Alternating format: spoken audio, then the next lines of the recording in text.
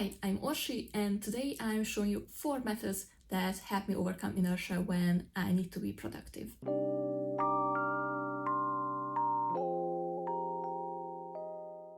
Before I do anything, I mentioned that I'm about to finish my dissertation. The topic is kind of irrelevant for this video. All you need to know is that I'm writing about the monastery of Saint Victor of Marseille in the 11th century, which means that I'm dealing with an inordinate amount of Latin texts, documenting donations and other property deals. I also have an important disclaimer: this is not what an average day looks like, especially when I'm in the hyper-focusing stage. I prefer working from home and indulging in what we Hungarians call Donald ducking, but there are periods where I need that little push to keep things in motion or to get back into the groove. The first method is wearing some light makeup to feel put together physically. I use the It Cosmetics CC Plus Nude Glow CC Cream in the shade Fair Porcelain with a damp beauty blender because in my experience it's the best way to get even coverage.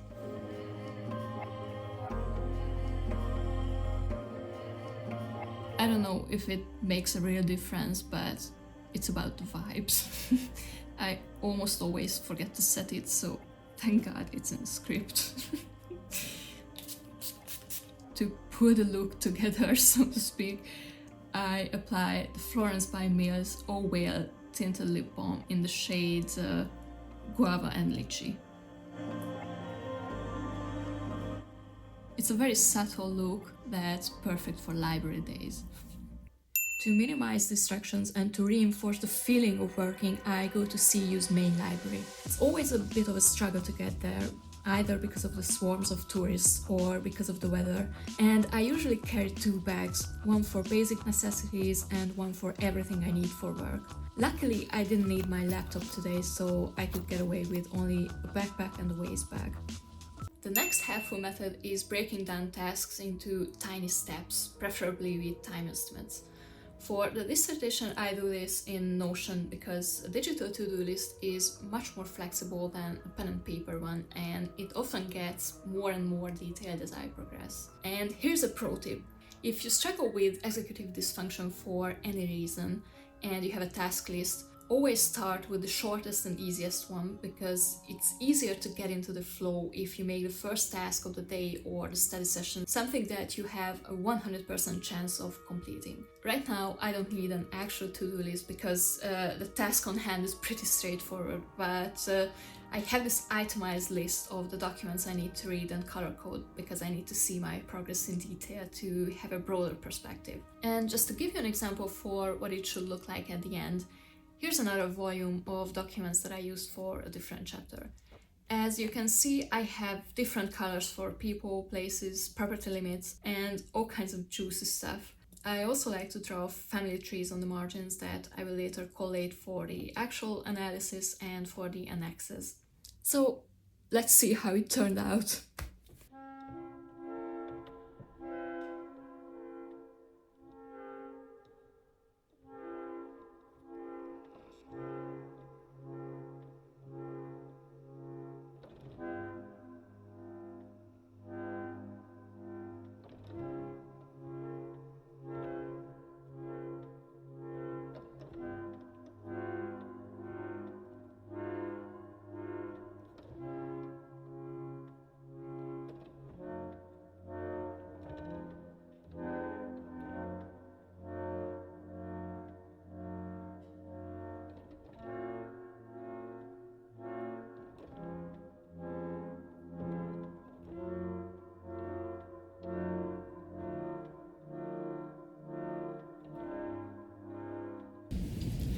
These charters are f***ing curse.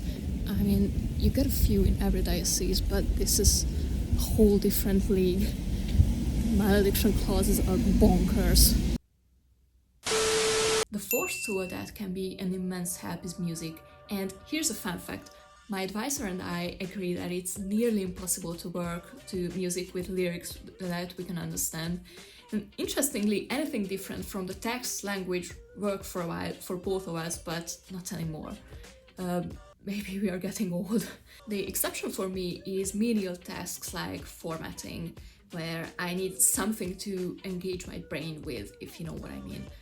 Actually, annotating charters generally falls into this category because most of them are relatively short and use the same building blocks, generally. These charters are fucking curse.